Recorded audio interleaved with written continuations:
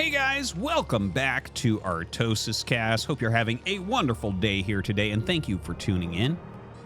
Today we're taking a look at what I actually think is a really interesting matchup, stylistically speaking. In the top left of Citadel, we have Ssak, and in the bottom left, we have YSC. Okay, so both these guys in ASL quite a bit, Ssak a bit more. Definitely Ssak is more accomplished and ranked higher amongst his race than YSC. Now, that being said, I think stylistically, again, this is going to be cool because Ssak generally does kind of more tech-heavy builds. I wouldn't call him necessarily a dropship player, but like, for instance, he was doing like 2 base 5 factory type plays with like Goliath range before it was meta, right? So he's kind of like, he's not going to expand as quickly as many players. The thing is, that's kind of the meta right now anyways. YSC is a little bit of like a gateway man-esque Protoss. Okay, like it's very likely to see YSC do something like a Reaver opener into 3 base gateway man and see if he can break you, right? And moves like that are very, very strong. They're pretty meta right now. It's a good way to play against like 5 factory type plays anyways. So yeah, I'm looking forward to seeing how these two butt heads. I could absolutely see it going either way. You know, the slower expansions can be good for Ssak, but also you really have to be on top of your macro because you have to hold YSC back in the early game. Yeah, it's like, how do I put this? Like, see, so I would say YSC, one match I would not be as interested in would be like a YSC versus Rush. And it's not just because Rush is better than Ssak, because he is better than Ssak, but it's not like by a huge margin, even though Rush might be the best Terran right now. But like, I feel like Rush's style would match up perfectly against this. Like the really great macro, but also likely there would be like a dropship that screws up some probes a little bit, and then YSC's macro will be off, right? Whereas the more technical, not necessarily dropship focused opener from Ssak may leave him slightly lower on units than normal, but if he figures out what's going on, should be in a good position. Okay, anyways, that's my build-up. That's my 2-minute and 50-second build-up of why I actually saw that these two played and then was like, ooh, this will be a good game. We'll see if it is. Watch, it'll just be something stupid like DT's walking.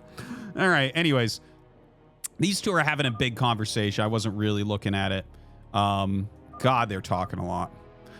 Anyways, they know each other well. You know, top pros always do. Range on the way here from YSC. Ooh, the SCV gets to slip in, so not really quick. That's what happens when you're typing so much. You can tell he was typing that during that, so it wasn't able to block. And, you know, you see that range is on the way. You only see 2 pylons. You assume that a Nexus must be getting started. In fact, he's going to be able to get out here and even see it, so that's nice. Can't really slow that down anymore. So, yeah, it's a range first.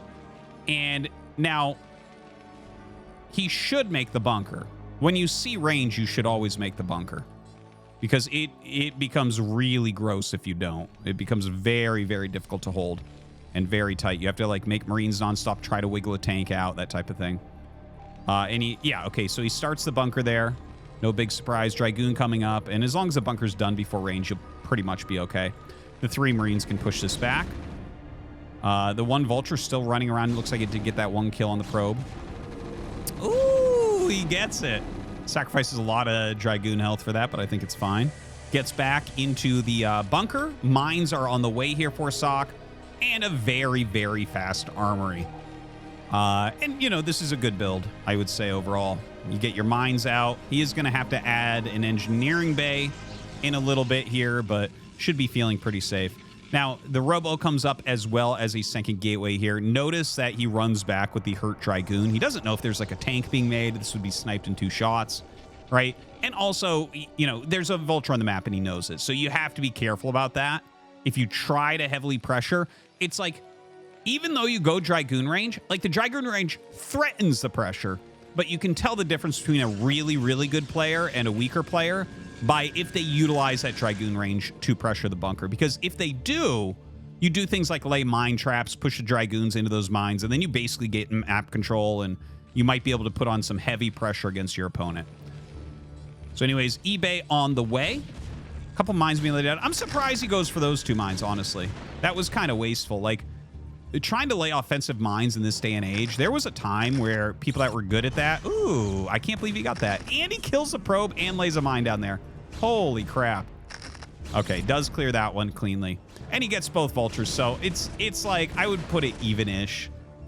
Slightly better for Ssak, probably because he did get the Dragoon and the probe and slowed that all a bit. But anyways, you know, that's... to see someone run up and try to lay those offensive mines, like, they almost never work. Oh, my God.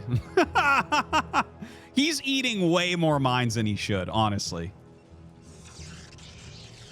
Now, looks like YSC getting ready with his 2-gate observer tech to make this 3rd base. Ssak, in the meantime, you know, he's already got that +1 going really, really well. 2nd factory is coming up. He has his engineering bay and will throw down a few turrets. He has no real way to scout. His main scouting has been those 2 vultures running in and then seeing the observer come out to clear his mines. Those are the important, like, scouting details that have occurred that allows Ssak to have an idea of what's going on. So, for instance, if there's going to be a Reaver on the way, it's going to be a little bit later. Now, there's a starport being made. This is very off meta and very exciting. We'll talk about that in a second because right now he is coming up for some pressure. Siege mode was started very late here. You can see it's only about halfway done. Safety dictates that you should start siege mode at 6 minutes, but most Terrans don't do that right now. But this is actually, like, YSC is doing a reasonable punish. If he had gotten that tank, I would declare him as very far ahead. But he didn't get it, so it's like, okay, this is even-ish. But anyways, just to throw this out there, when you skip siege for that long, basically if you go upgrade Terran, which would be factory armory, then safety says get siege mode at 6 minutes because then you'll be ready for this push. Here you can see he put that back a little bit to get some other things more quickly. Okay, look at this 2nd armory.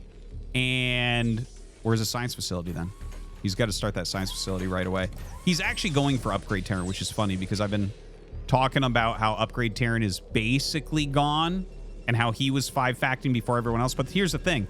As people start countering 5-factory openers, there's different ways you can do that, right? Like maybe expand a little bit faster, going into Templar tech and things like that. And when you start doing those, upgrade Terran becomes good again, right? Like meta games have lots of rotation in them where like I counter this, then you counter that, and it's all in kind of general terms. Now, Ssak moves up in sieges, but don't forget, I mentioned before, right? Like YSC is kind of gateway man-esque. Like he loves to make a lot of gateway units. Now he's going to take out this bunker. He's picked off another tank. He's being slightly wasteful with the guns. Dude, he's crushing. He is crushing right now. Killing those tanks. This is a terrible position for Ssak. Terrible position. But speed vultures get in. Oh my God. Starting to make some scarabs. Oh man, he's relying on this thing building scarabs. Oh, the surround was insane there. That's too bad. I feel like Ssak definitely could have gotten more damage. Maybe he still will. Maybe he still will. Has this vulture at that natural. The Dragoons running back from the front and a dropship coming down. Kind of crazy what we're looking at here. Ssak making things happen with just a very small handful of units. Now, drawing attention there, this dropship might be able to pull something off. There is a photon cannon on the way. Drops off a single vulture there. There is a Reaver sitting almost kind of defense.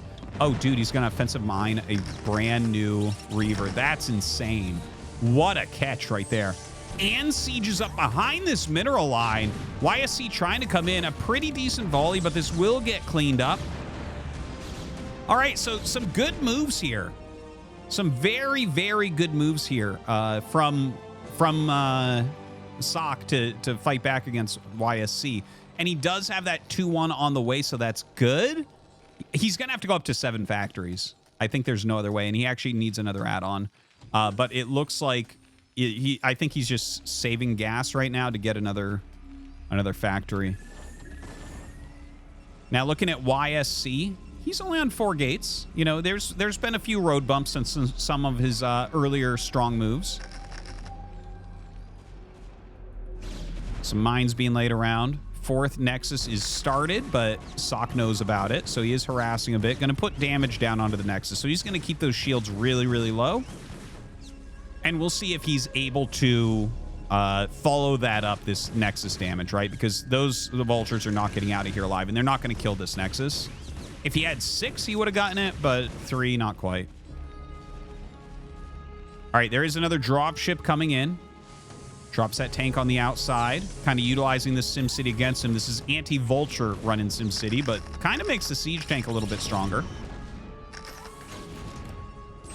Ssak coming in. 3 probes only. Oh, 4 goons. All right, we'll take it. That was an excellent drop. Some Vultures running in here as well. And YSC, it's a sloppy game for him for sure. Ssak has made this game super, super messy. He was in a bad position, but now I think he's actually in a winning position for sure. Like right now, it feels like Ssak has done enough damage. He's been very efficient against units that have come in to clear it out. Killed that Reaver, remember, those 4 goons. He's killed a few probes here and there. The worker count is very similar. He's slowed down the mining from this Nexus. No probes here. This has been done for a while. Slowed that way down. And in the meantime, look, he did. He went up to 7 factory. Double add-on. Making a huge army. He's going to be 2-1. There's not going to be any splash damage. I think that Ssak just hits a 7-fact push here. Like, he'll probably make, because he has 57 probes, he'll probably make the command center as well for a 3rd base. Like, I feel like you can 7-fact push and just start this as you go. And you're going to be on 2-1. This looks really good for Ssak now. After kind of a tough opener as well. Like, he was trying to be a little bit greedy. He was. If he hadn't gotten the probe damage, if he hadn't gotten in with those initial 3 speed Vultures and then done 2-3 decent drops in here, this would have been, it would have been a big advantage to YSC. Now, he does drop a couple Reavers in here, and he's trying to blow up the depots. So he blows up 3 there, which is really nice. He lost... Oh, he gets rid of the armory as well. He lost the shuttle. He's going to end up losing all the Reavers as well. But you know what? They're being pretty darn efficient. Should be pretty happy, I think, overall with that. But his supply is getting pretty low. Like, where's his army? Right? That was 2 speed shuttles of stuff. He's been walking into mines left and right. Group of Dragoons. He's got probes down here. What's his gateway count? It's not that high. What is this? 6 gates? We're 13 minutes in. Like, you know, in a normal game where he's not dealing with harassment, he'd be well overmaxed right now. And he's at 104 supply. Maybe this is the weakness, right? You remember I mentioned that Rush, like, normally does, like, dropship, but also macros really, really well. And why I thought that would be not an interesting match against YSC, because I think he'd just slam him. Well, you can see the dropships did reasonably well. The harassment did reasonably well. And it looks like YSC is going to get rolled. Like, it looks like he's literally getting rolled, like 1A, 2A, 3A, 4A, and you don't even need siege mode. Like, there's so much more here for Ssak now. Definitely seems like YSC has to work on, making sure, crossing his T's, dotting his I's, making sure that he has defense in the right locations for those speed Vultures and everything. And look at this. He's going to siege both the Nexuses. Storm is almost done, but I think it's too little too late. This Nexus is going to die. This one's going to die. Yeah, that brings YSC down to 2 bases, right? This one down here and his main. And technically it's 2 base versus 2 base, and he's going to have Psystorm. But this army is just so much better. 2-1 upgrades. Playing against 1-0. Just so much stronger. He's got a defense matrix ready as well. You use that just right. That's good. Oh, man. That Storm just doesn't do it for him. Tries to get another one. Look at that. Perfect defense matrix up in the front. That tank going to live through everything.